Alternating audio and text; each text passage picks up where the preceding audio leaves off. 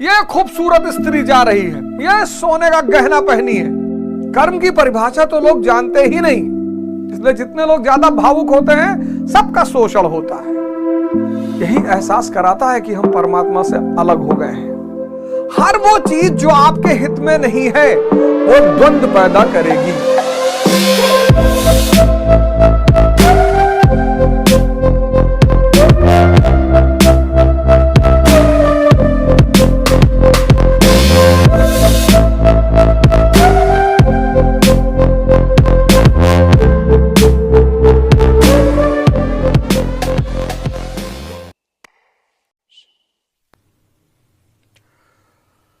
जय हिंद फ्रेंड्स, हरिओम। तो पिछले एपिसोड में हमने गीता का पहला श्लोक देखा और सबसे बड़ी जानकारी जो पिछले श्लोक ने हमें दी वो ये है कि धैर्य जो है, धैर्य जो है ये दृष्टि का विकास करता है। ये पहले श्लोक का सार है, सबसे बड़ा पॉइंट है ये। धैर्य दृष्टि का विकास करता है और ध्यान क्या करता है? ध्यान है धैर्य को विकसित करने की कला। ध्यान जिसको गुरु महाराज भजन कहते हैं या हम सब भाई लोग भजन कहते हैं, तो ध्यान है धैर्य विकसित करने की कला। और धैर्य से दृष्टि का विकास होता है।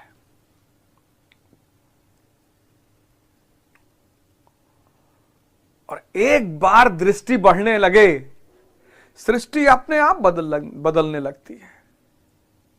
वही स्त्री जो कल तक वस्तु है वो मां बन जाती है। ये दृष्टि का ही तो कमाल है।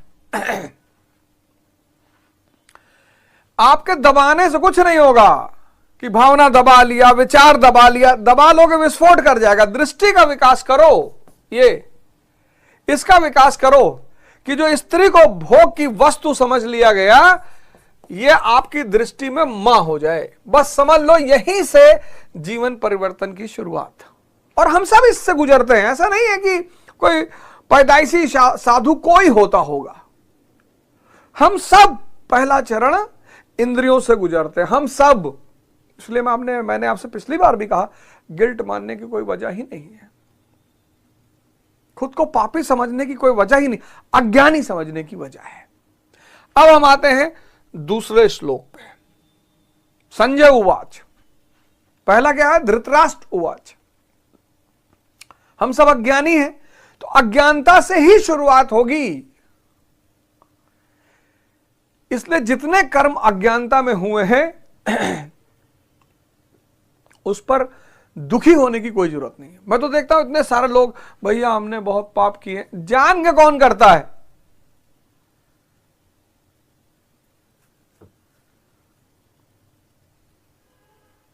ना कोई जान के पाप करता है, ना कोई जान के पुण्य करता है।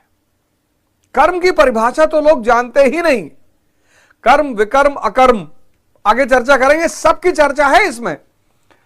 संजय उवाच। पहले अज्ञान बोलेगा, फिर धैर्य बोलेगा। तो क्या कह रहे हैं संजय? संजय कह रहे हैं, दृष्ट्वा तु पांडवानीकम व्यूढ़म दुर्योधनास्ततः आचार्यम संगमय राजा वचनम ब्रवीद।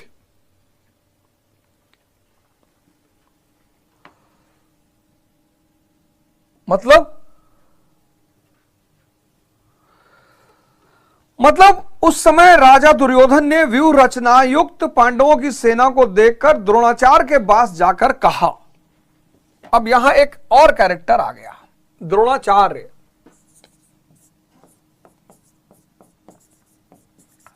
द्रोणाचार्य गुरु महाराज कहते हैं द्वैत का आचरण, कहते हैं यही पहला गुरु है, द्वैत का आचरण।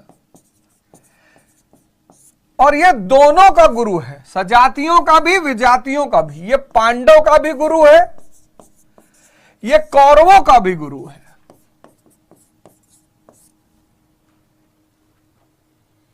द्रोणाचार्य, द्वैत का आचरण।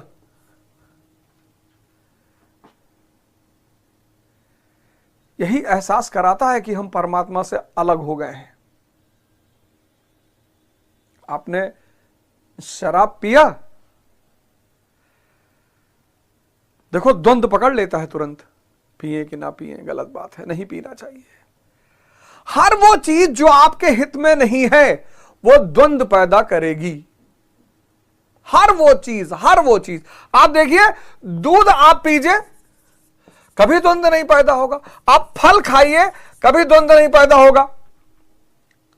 आपको कभी फल खाते हुए द्वंद्व पैदा हुआ कि पाप है यार? आप सब्जी खाइए, आपको कभी द्वंद्व नहीं पैदा होगा।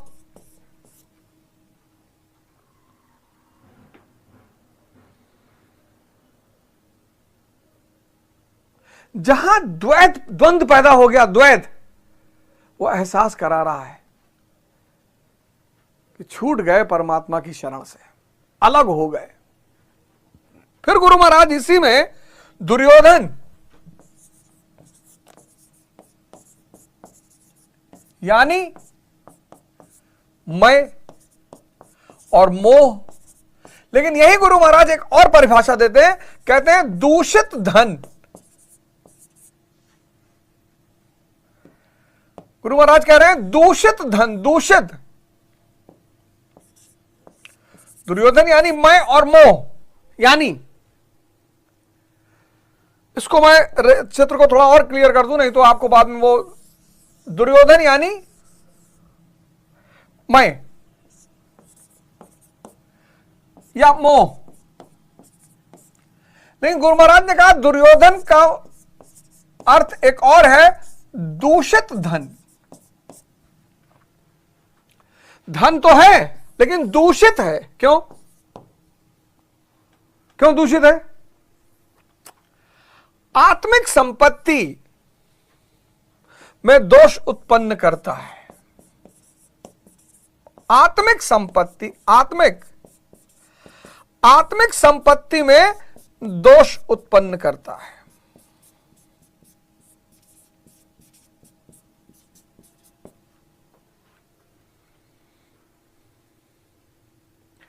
भटकाता है आपको, पत्नी से बांध देगा। अब किसी से बंधोगे तो आत्मा से तो छूटोगे ही ना, मकान से बांध देगा। तो ये सब चीजों से जब बंधोगे, इसलिए गुरु महाराज ने एक और बात कही, कहा प्रकृति की ओर खींचता है, प्रकृति की ओर, प्रकृति की ओर खींचता है, यानी बाहर की ओर खींचता है। और जो भी चीज आपको बाहर की तरफ खींच रही है, पत्नी, पति, घर, संपत्ति,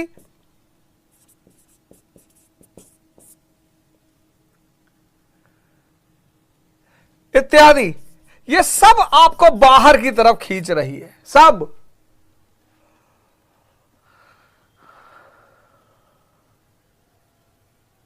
कितना अच्छा लगता है कि हम अपने पिता से जुड़े हुए हैं, मां से जुड़े हुए हैं और इन सबको प्रेम करते हैं। दूषित धन आत्मिक संपत्ति में दोष उत्पन्न करता है, बेहोश कर देता है इसको। क्यों बेहोश करता है? क्योंकि प्रकृति की ओर खींचता है, बाहर की ओर। बाहर ये मर्सिडीज जा रही है, ये टाटा सफारी जा रही है, ये हवाई जहाज जा रहा है, ये खूबसूरत स्त्री जा रही है, ये सोने का गहना पहनी है, बाहर की तरफ। इसीलिए आत्मिक संपत्ति को दूषित करता है, क्योंकि बाहर की तरफ, कहां? प्रकृति की तरफ। लेकिन गुरु महाराज एक बात और करते हैं इसके बारे में, एक बात वो और कहते हैं कि वास्तविक जानकारी के लिए प्रेरणा भी प्रदान करता है।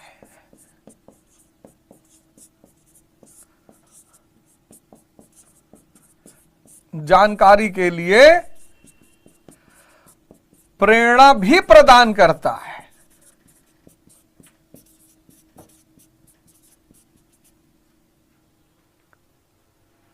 बहुत बड़ी बात है ये इतनी बड़ी बात है जो अच्छे अच्छों को समझ में नहीं आई, सब गुरु महाराज की कृपा है,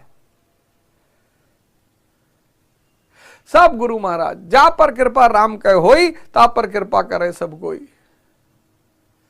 गुरु गोविंद दो खड़े काके लागू पाए, और बलिहारी गुरु आपने गोविंद देव बताए। दूषित धन है, दूषित धन है। हीरे को पत्थर नहीं बताता। जब तक अज्ञानता का शिकार है तब तक हीरे को पत्थर नहीं कहता, कहता पत्थर। कबीर का बेटा हुआ कमाल। कबीर ने उससे कहा कि भैया तुम अलग रहा करो। कोई कबीर के पास सोना चांदी लेकर आए तो कबीर उससे कहे ले जाओ, मिट्टी काहे लाए हो। कमाल का अप्रोच। दूसरा था वो कहे जब लाए ही हो तो रख दो।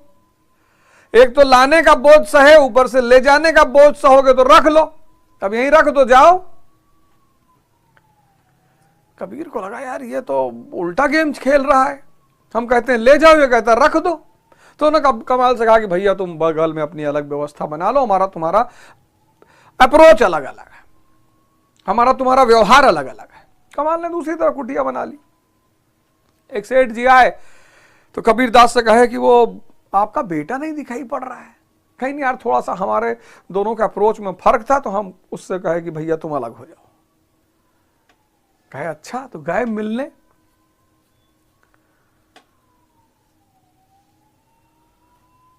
तो कहे महाराज मैं आपके लिए हीरा लेकर आया हूं।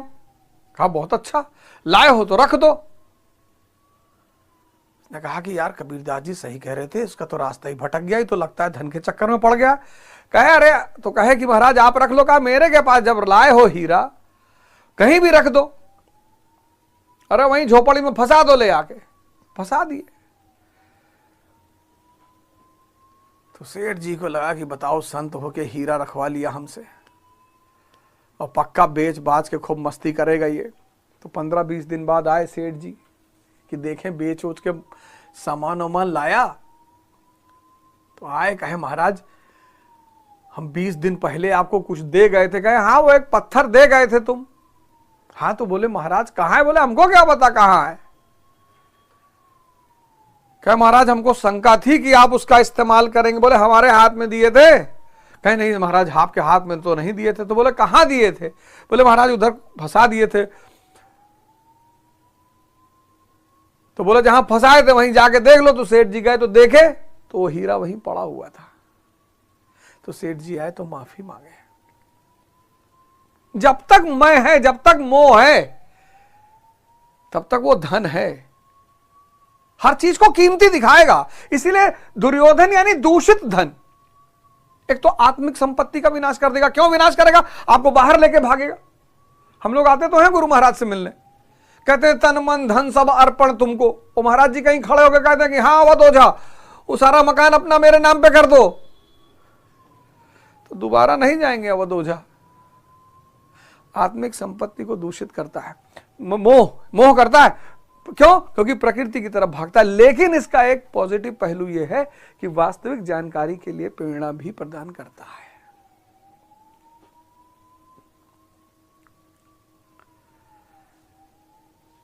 इसको जानना है।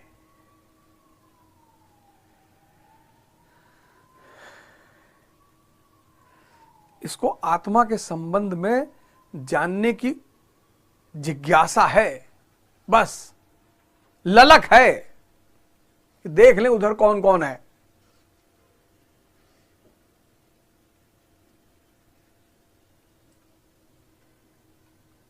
तो द्रोणाचार्य द्वैत आचरण दोनों का गुरु है। दूध पीने के लिए मना नहीं करेगा, फल खाने के लिए मना नहीं करेगा, सब्जी खाने के लिए मना नहीं करेगा, लेकिन शराब पिएगा व्यक्ति तो पी लेगा। कहेगा अरे राजा महाराजा पीते हैं और जूलियस सीजर भी पीता था और ये यूरोप में तो सभी लोग पीते हैं, वहां कौन सा जो है मार विनाश हुआ जा रहा है। द्वंद्व, द्वैत।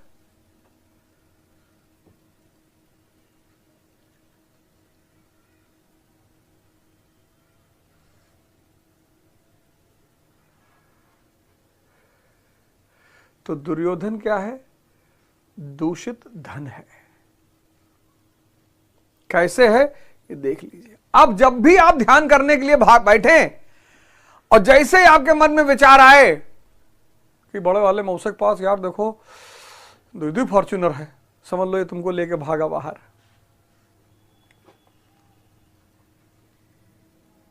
तो जैसे तुम जब बाहर भागोगे तो अंदर वाले से मुलाकात कैसे होगी? दुर्योधन, क्या महिमा है गुरु महाराज की, क्या महिमा है गुरु महाराज की। द्रोणाचार्य, दुर्योधन। द्रोणाचार्य द्वैत का आचरण, दुर्योधन दूषित धन। दूषित धन कैसे बताया मैंने। अतः व्यू रचनात्मक पांडवों की सेना को देखकर अर्थात पुण्य से प्रभावित सजातीय वृत्तियों को संगठित देखकर, पुण्य से प्रवाहित सजातीय वृत्तियों को संगठित देखकर मोह रूपी दुर्योधन ने प्रथम गुरु द्रोण के पास जाकर कहा। ये जो सजातीय शक्तियां है ना, पांडव की सेना है, हमें इसका पता ही नहीं। हमें कौरव की सेना का पता है, आज तक कौरव की सेना की चर्चा हुई, क्षेत्र विस्तार की चर्चा हुई, इंद्रियों की चर्चा हुई, मन की चर्चा हुई, लेकिन जो पांडवों की सेना है उस पर चर्चा ही नहीं हुई। अब पांडवों की सेना, तीसरा श्लोक, पश्यतम पांडुपुत्राणामाचार्य महती चमूमम व्यूढ़म द्रुपद पुत्रेण तव शिष्येण धीमता। हे आचार्य, अपने बुद्धिमान शिष्य द्रुपद पुत्र धृष्टद्युम्न द्वारा व्यूहकार खड़ी की गई पांडु पुत्रों की इस भारी सेना, धृष्टद्युम्न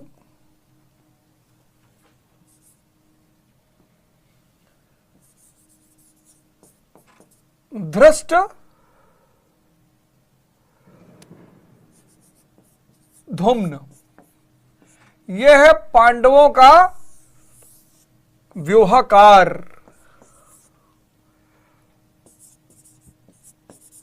पांडवों का व्यूहकार है ये धृष्टद्युम्न। पांडवों की सेना का जो है वो व्यूहकार है। कौन है धृष्टद्युम्न?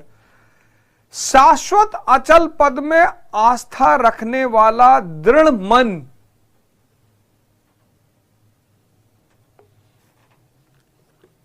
यही तो मुश्किल है। शाश्वत अचल पद में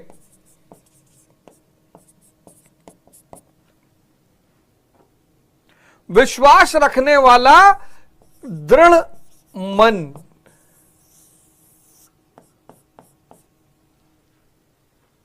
धृष्टद्युम्न, द्रुपद का पुत्र। द्रुपद पर भी मैं आऊंगा भी कि द्रुपद क्या है, द्रुपद कौन है? धृष्टद्युम्न। यह पांडवों की सेना का व्यूहकार है, यानी जिसका मन कमजोर है वो साधना के मार्ग पे चल ही नहीं सकता।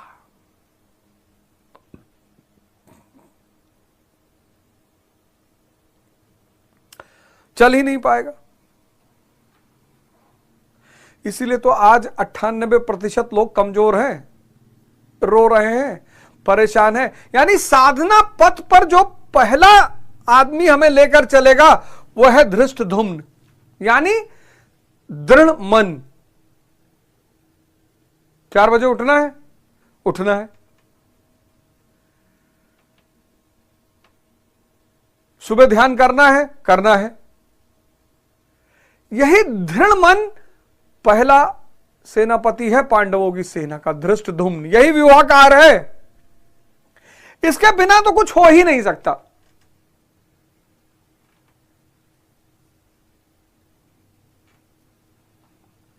लेकिन सवाल अब यह उठा कि यह मन में दृढ़ता आएगी कैसे?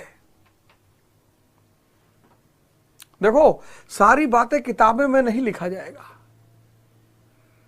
अगर सारी बात इस किताब में लिख दी जाती तो इस किताब में इस जमीन से लेकर आसमान तक के पन्ने होते।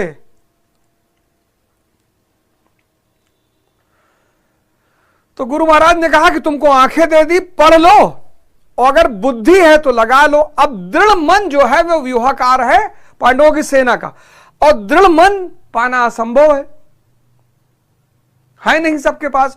तो सवाल यह उठा कि इस दृढ़ मन को कैसे पाया जाए, या दृढ़ मन का विकास कैसे किया जाए। इसके बिना तो कुछ संभव ही नहीं। तो दृढ़ मन का विकास कैसे किया जाए, अब यहीं पर एक शब्द मैं आपको बताऊंगा, तपस्या। किससे बना है? तप से।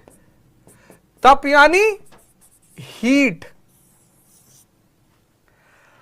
अब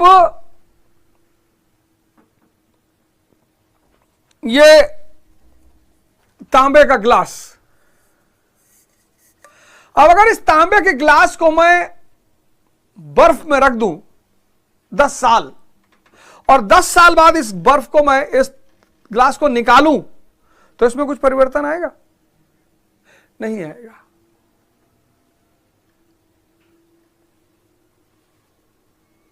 तो अगर इस तांबे के ग्लास में हमें परिवर्तन करना है तो क्या करना पड़ेगा? इसको हीट देनी पड़ेगी, तब ताप देना पड़ेगा। ताप, ताप से शब्द आया तप। बदलने के लिए किसकी जरूरत पड़ती है? ताप की। और ताप से पैदा हुआ तपस्या। तो पता कर लो कि मेल्टिंग पॉइंट तांबे का कितना है। हर धातु का अलग अलग मेल्टिंग पॉइंट है ना, तो तांबे का मेल्टिंग पॉइंट पता कर लो, 1100 डिग्री सेल्सियस। 1100 degree Celsius. अब तांबे का, कॉपर का मेल्टिंग पॉइंट है 1100 डिग्री सेल्सियस। तो अब आपको पता करना पड़ेगा कि आप क्या हैं। तब सत्व गुण के मालिक हैं कि रज गुण के मालिक हैं कि तम गुण के मालिक हैं। इसमें कम ताप लगेगा, इसमें ज्यादा लगेगा, और इसमें असीम लगेगा।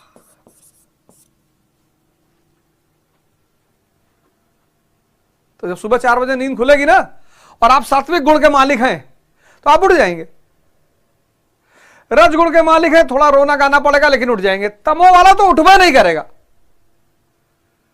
मारो पीटो, एक बाल्टी पानी डालो,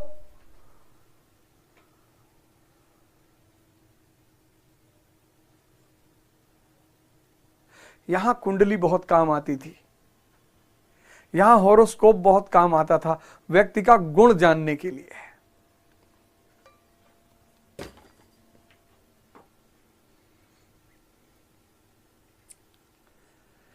तो दृढ़ मन को पैदा करने के लिए क्या करना पड़ेगा? खुद को ताप देना पड़ेगा। और यहीं से शुरू हो जाएगी तपस्या। टेम्परेचर, तपस्या का मतलब ये थोड़ी जंगल भाग गए, वो तो भगोड़ापन है, एस्केपिज्म है। तपस्या मतलब अपना गुण पहले पकड़ना है। इसलिए जो लोग तपस्या साधना के मार्ग पर चलते हैं, उनसे तमोगुण का भोजन छीन लिया जाता है। कहते हैं गोश्त मत खाओ, मांस मत खाओ, मदिरा मत पियो, सब तमोगुण की चीजें हैं। और तुम्हें धृष्ट धुम्न बनना है, दृढ़ मन वाला बनना है। और जब शराब पी लोगे तो मन तो 7वें आसमान में उड़ रहा है, उससे कहां ध्यान कर पाओगे।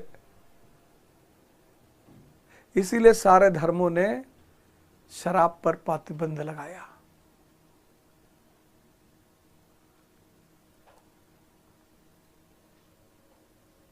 क्योंकि वो मन को मनचला बना देता है। आज तक तुमको किसी ने बताया नहीं होगा कि सारे धर्मों ने शराब पर प्रतिबंध क्यों लगाया। आज सुन लो, क्योंकि शराब मन को मनचला बना देता है। और साधना करने के लिए क्या चाहिए? धृष्ट धुम्न, दृढ़ मन। दृढ़ मन के लिए क्या करना होगा? पहले अपनी प्रकृति जांचनी होगी। फिर प्रकृति जांचने के बाद क्या करना होगा? ताप देना होगा, हीट देना होगा।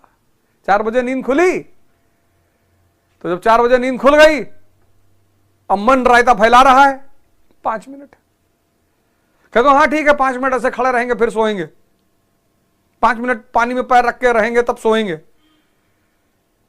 यह है टेम्परेचर। साधना के रास्ते की सबसे बड़ी आवश्यकता है धृष्टद्युम्न। वही व्यूहाकार है, वहीं से कहानी शुरू होगी। तो व्यूहाकार कौन है? पांडवों का धृष्टद्युम्न, यानी दृढ़ मन। यही पूर्णमयी प्रवृत्तियों का नायक है, यहीं से कहानी शुरू होती है। साधन कठिन न मन कहूं टेका, रामचरितमानस में कहा गया है कि साधन कठिन नहीं, मन की दृढ़ता होना कठिन है। अब देखें पांडवों की सेना का विस्तार।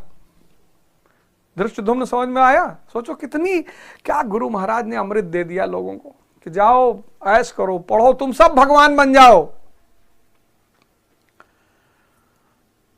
इतनी सरल व्याख्या।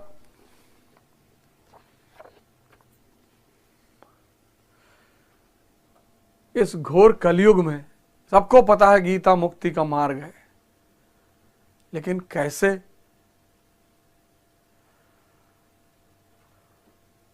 ये भारत आज जिस दौर से गुजर रहा है, भारत में कोई गरीब है? कोई गरीब नहीं है। ज्ञान मार्गी गरीब ही नहीं हो सकता। जो चेतना पे जी रहा है ज्ञान मार्गी है। गुरु महाराज के यहां लोग आते हैं, क्या क्या दान करके चले जाते हैं। गुरु महाराज कुछ रखते हैं अपने पास, सब बांट देते हैं। क्यों? क्योंकि परम धन है उनके पास, ज्ञान।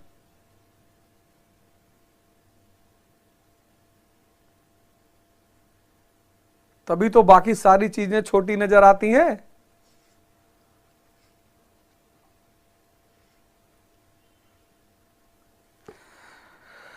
तो अब देखें सेना का विस्तार। तो यथार्थ गीता लेकर आइए, हिंदी में भी है और इंग्लिश में भी है। आपको इंग्लिश समझ में आती है, आप इंग्लिश वाला वर्जन लेकर आइए, ये देखिए। और यथार्थ गीता फ्री में भी बांटी जा रही है। लेकिन मैं आपसे कह रहा हूं कि फ्री इस दुनिया में कुछ भी नहीं है। अगर आपको एक श्लोक से आपका जीवन बदले, तो आप इस गीता के बदले में कुछ ना कुछ आश्रम में दान करिए। ये मेरा व्यक्तिगत रिक्वेस्ट है, ये मुझसे किसी ने कहा नहीं है। इतना महान अमृत, इतना महान अमृत, लाख लाख रुपए की शराब पी जा रहे हैं लोग। इतना महान अमृत, आप जब गीता मंगाइए तो जो कीमत आप अफोर्ड कर सकते हैं, 200 रुपया, 300 रुपया, उसको दीजिए जरूर।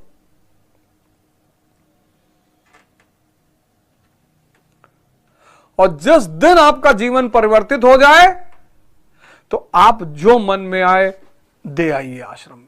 लेकिन गीता है तो फ्री में, लेकिन आप कुछ ना कुछ जरूर दीजिए। तो धृष्टद्युम्न, दृढ़ मन, वही नायक है पांडवों की सेना का। और आज सबसे बड़ी कमी किसकी है? मन की दृढ़ता की। सब परेशान है, सब परेशान है। मोटिवेशनल स्पीकर आपको बदल पाएगा? वो तो कुछ समय के लिए। मोटिवेशन भी एक नशा है, 4 घंटे का, 2 घंटे का, 1.5 घंटे का, 2.5 घंटे का। आप बदलिए ना अंदर से। छत्रपति शिवाजी महाराज मोटिवेशन सुनते थे, राणा प्रताप मोटिवेशन सुनते थे, अशोक मोटिवेशन सुनता था, अकबर मोटिवेशन सुनता था।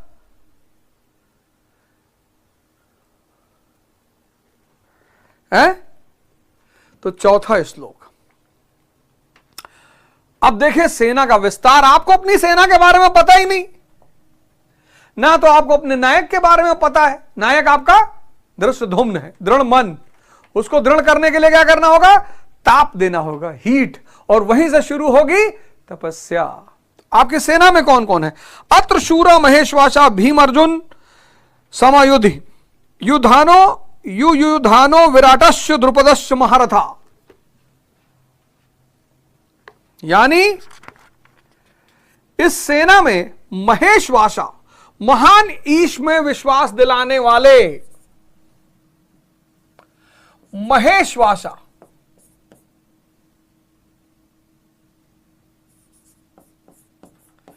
महान ईश में विश्वास दिलाने वाले, महान ईश में वास दिलाने वाले, वास, महान ईश में वास दिलाने वाले कौन? भाव रूपी भीम।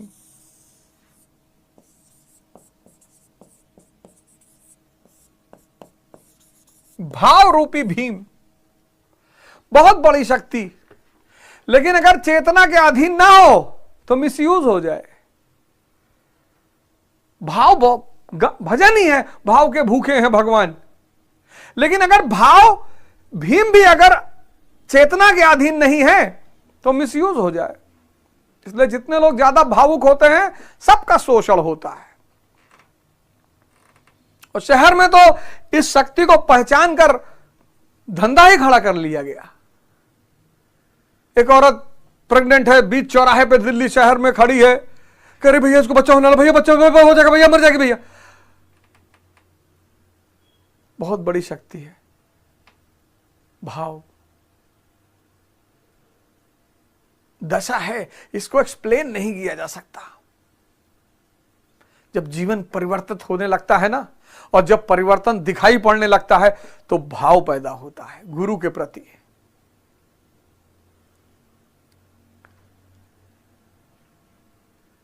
कि यार क्या बता दिया यार इस आदमी ने।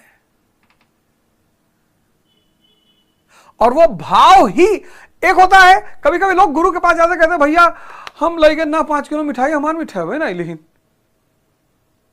भाव बहता है।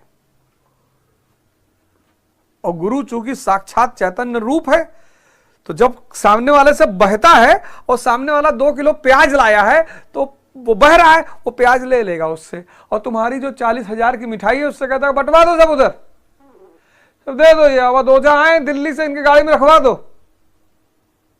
तो तुमको लगा यार 2 किलो प्याज लावा रहा, एक प्याज धैलीन, हम 40,000 बादाम डरवा एक मिठाई लाइन और कहा था अब दो झक दे दो।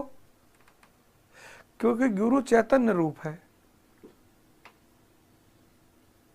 इसलिए बहुत बड़े बड़े लोग गुरु के आश्रम में जाके बहुत दुखी होते हैं कि बा खड़ा रहे देखबे नहीं कहीं। गुरु महसूस करता है। वो तुम भीड़ में बैठे रहोगे ना, तुम्हारा भाव बह रहा होगा तो तुमको भीड़ में से बुलवा लेगा, क्या वह फलाने बैठा है पीछे गमछा बांधे, क्या नाम है, ओझा आ रहा हो। भाव सेना का एक नायक है भाव। पर यह चैतन्य के अधीन ही अच्छा है, चैतन्य विहीन होगा तो मिसयूज हो जाएगा। फिर अनुराग रूपी अर्जुन, प्रेम नहीं कहा, अनुराग रूपी अर्जुन, मोह नहीं अनुराग के समान बहुत से शूरवीर, जैसे सात्विकता रूपी,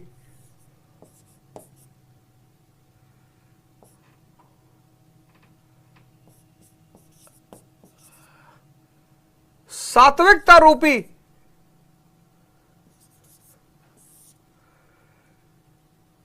सात्विक,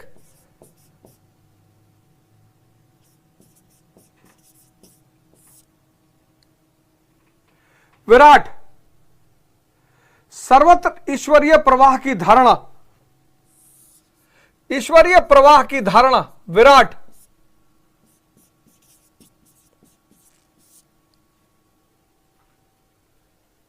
महारथी राजा द्रुपद अर्थात अचल स्थिति, द्रुपद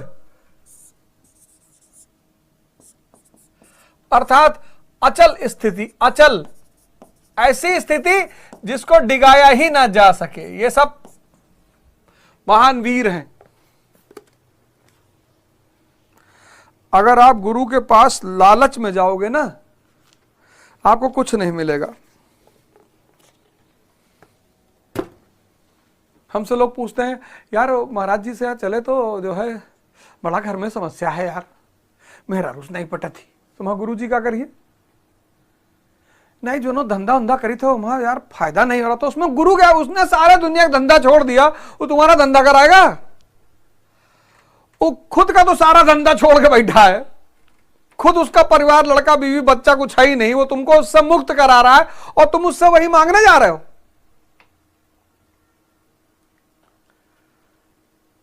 इंसान क्यों बेवकूफ बनता है धर्म से?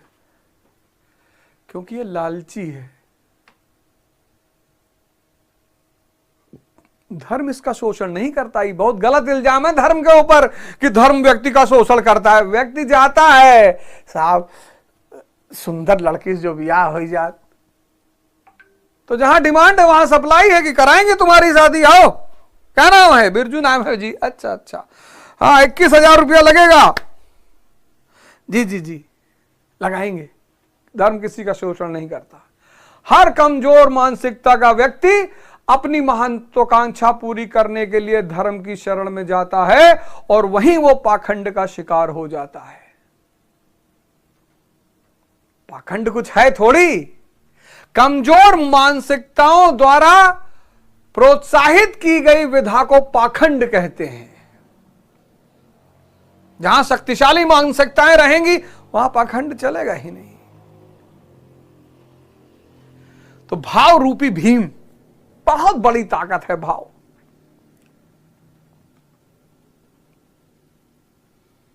और अनुभूति की है, अनुभूति की बात है कि देख रहे हो गुरु महाराज को, रो रहे हो, वो रो रहे हो, आंसू बह रहा है, क्यों बह रहा है नहीं पता, भाव बह रहे हैं। अनुराग,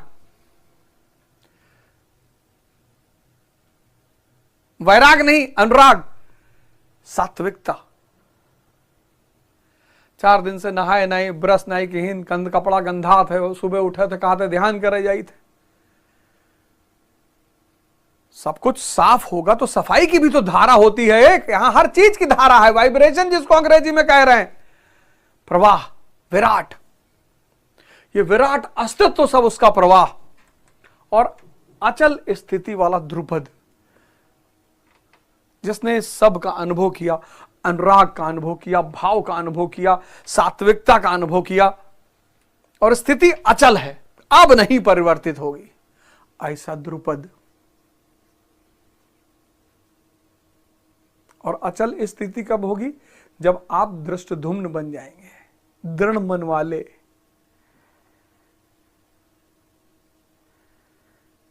आपको पता था अपनी सेना के बारे में? आपको अपनी सेना के नायक के बारे में पता था? दृष्टधुम्न के बारे में है? आपको द्रुपद के बारे में पता था? आपको भीम के बारे में पता था? आप तो बस पढ़ते चले गए, फिर दूसरों को गाली दे रहे, अरे भैया हम बेवकूफ बना रहे, ये सब हमको बेवकूफ बना रहे। अरे तुम बनोगे तो बेवकूफ बनाए जाओगे। तब लिखा तो है गुरु महाराज ने, कोई पढ़ता है यथार्थ गीता? लिख दिया कि 5200 साल के बाद उसी रूप में फिर से गीता का प्रवाह। मैंने बहुत लोगों से आश्रम में पूछा, गीता पढ़े? पढ़ लिए 3-4 बार। 3-4 बार? और यह स्थिति है। पहचानो अपने नायकों को, मन की दृढ़ता पैदा करो। मन दृढ़ हो जाएगा, जैसे एक चीज का विकास होगा, कॉन्फिडेंस पैदा हो जाएगा, अचल स्थिति पैदा हो जाएगी। दृढ़ मन और अचल स्थिति भाव को प्रवाहित करेगा कि वाह गुरु महाराज, यह स्थिति ला दी है कि मैं 4 बजे उठने लगा, कि मैं 20 किलोमीटर दौड़ने लगा, कि मैं 2 घंटा बैठ के धैर्य रूप से बैठकर प्रभु का इंतजार करने लगा। ये सब तुम्हारे कमांडर हैं, ये कोई पात्र नहीं है, ये सब तुम्हारे कमांडर हैं, कमांडर।